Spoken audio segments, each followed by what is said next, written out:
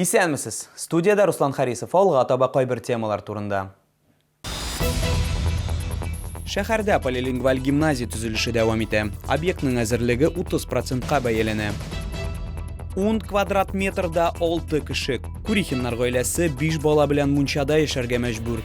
Моның сәбәпләре нидә?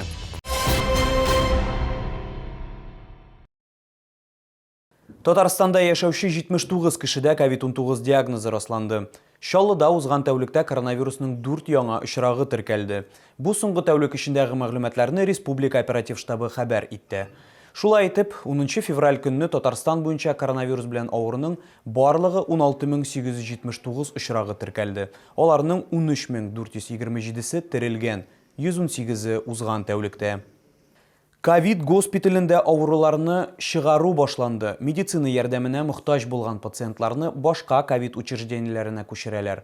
Хәлләре тотрыклы булган кешеләрне өйләренә озаталар.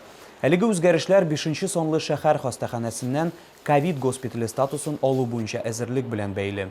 Хәзер медучреждениедә дезинфекция үткәрәләр һәм профильле беренче пациентларны кабул итүгә әзерләнәләр. Шәһәр хастаханәсе ковид госпитальгә профильләшкәннән бирле яңа коронавирус инфекциясенә шикләнеп һәм хастаханәдән тыш пневмониядән өзлегүләр белән барлыгы 4000-нән артык пациент кабул ителде. Шуларның 317-се реанимация аша узды.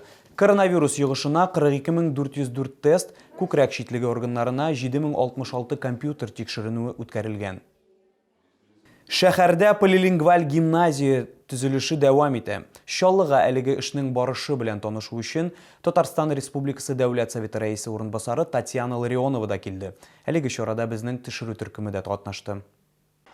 Булачак гимназия 1224 укучыга исәпләнгән, ул Казан полилингваль комплексы проекты буенча төзелә. Бу республикада 4-нче һәм Чаллыда 1-нче шундый бина. В Казани 2, одна в Елабуге, вот это будет 4 на полилингвальных у нас объектах.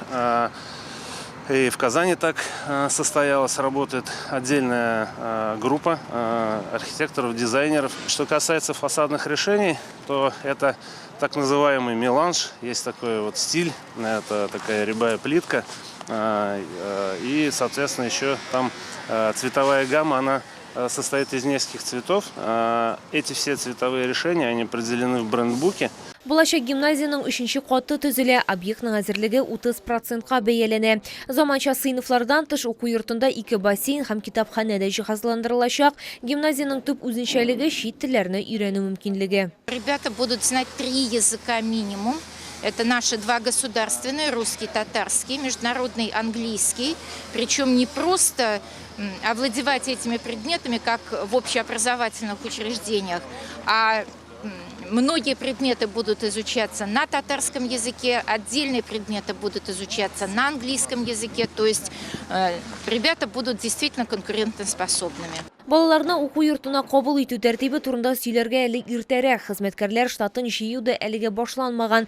Тик гимназияга яшь белгечләрне җәлеп итәчәкләре билгеле. Чит телләргә килгәндә аларның төрлелеге гимназияның булачак укучыларының әти-әниләре белән билгеленәчәк. Лилия Гатина, Валерия Новожилова, Айдар Мусин, яңалыклар. 10 квадрат метрда 6 кеше. Чаллы ТВ Кайнар элемтәсенә Менделеевск районы Октазик авылында яшәүче күп балалы гаилә мөрәҗәгать итте. Алар 5 бала белән кечкенә мунчада яши. 2 сабыйларының мөмкинлекләре шикле. Курихиннарда кунакта безнең төшерү төркемедә булды. Каждый день вот утром и вечером затапливаем дровами. Дрова покупаем. Курихиннар гаиләсен салкыннардан коткара торган бердән-бер әйбер ул утын. Җылылык кызу бүлмәгә генә түгел, яшәү урынына әверелгән мунча алдына да җитә. Мунча аларның төп яшәү урыны, мич тә, юыну да, кием бүлмәсе дә бирде. Тут 10 квадратов, сушилка, после стирки жена сушит вещи. Ну, соответственно, мы заносим греть детские вещи с улицы. То есть вам здесь приходится и мыться, и сушить вещи? Да. И посуду. Курихиннар гаиләсендә 5 бала, иң олысына 18 яшь, икенче кызга 11 яшь һәм аның язмышы катлаулы. Ул күз күреме начараю аркасында психиатр һәм офтальмолог та исәптә тора. Üçüncü kızları yürek ağrılan ona 5 yaş. Köpten түгел ул операция кешергән һәм хәзер аңа даими медицина күзәтүе таләп ителә. Һәм иң кечкенәләре Павелга 2 яшь һәм 11 айлык Валентина. Вот так вот мы проживаем. Здесь мы и кушаем, диваны расправляем, спим штабелями. Место. Вещи у них на улице, шифонер никак поставить, стол даже писать уроки никак делать им заниматься.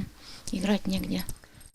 На улицу тоже их не выгонишь, холодная погода. Зор гаиләне туендыру авыр диагсаным. Ирне хезмәт хакы кием, салым һәм ризыкка гына кичитә. Тик бу хәлдән чыгу өчен гаилә узган ел кредит алып сарай салган. Сыер, сарык, каз һәм тавыклар сатып алганнар. Яздан яшелчә утыртканнар. Тик менә яшәү урыны буенча проблема инде 6 ел хәл ителми. Торак инспекциясе аларның үтенечләренә җавап бирми. Мне говорят, вам тебе грех, говорит, жаловаться, как вы проживаете. У вас, говорит, все есть, сарай есть, скотина есть, парник есть, огород есть. Как вам жаловаться? Какой грех вам, говорит? Вот так вот меня и отвечают. Курихиннар гаиләсе алга таба мондый шартларда яши алмый. Җәен хәл түзәрлек булса, салкын кышның бер аен гына кичерү дә кыен. Гаилә безнең телекомпания ярдәмендә аларның проблемаларына игътибар итүләрен сорый һәм алар тиздән балалары ширләүдән туктарлар һәм үз караватларында тыныч йокларлар дип өметләнәләр. Лилия Гатина, Валерия Новожилова, Данил Фролов, Яңалыклар. Прокуратура Курихиннар гаиләсенең яшәү шартларын тикшерүгә керешкән. Республика күзәтчелек ведомствосы күрсәтмәсе буенча Менделеевск районы прокуратурасы балик булмаганнарның торак хокуклары саклануын тикшерә. Работники надзорного ведомства совместно с сотрудниками полиции и районного отдела опеки и попечительства оперативно выехали по месту жительства многодетной семьи. Комиссия обследовала их жилищно-бытовые условия. Истребована и изучается необходимая документация. В настоящее время проверка продолжается.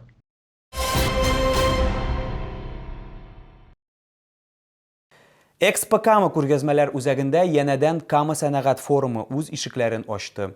Ул Татарстан президенты һәм шәһәр хакимияте ярдәме белән инде 16-нчы тапкыр үткәрелә. Анда фәнни үзәк, оешма, предприятие вәкилләре үзләренең югары технологияле эшләнмәләрен тәкъдим итә. Чаллыга Мәскәү, Ижевск, Казан, Киров, Түбән Новгород һәм башка шәһәрләрдән вәкилләр килгән.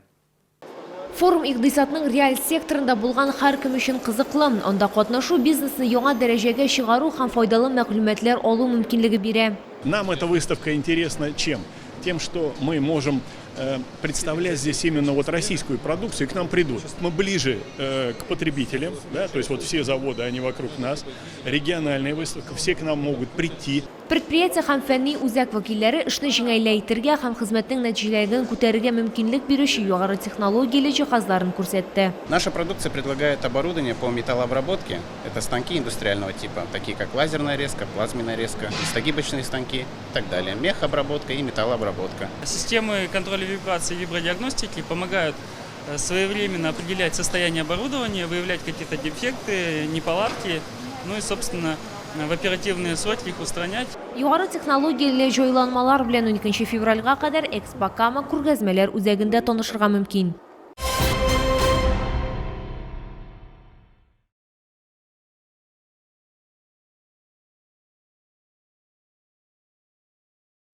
Бу сезгә җиткерәсе соңгы мәгълүматыбыз иде. Мин Руслан Харисов сезнең белән сау булашам. Исән, имин булыгыз.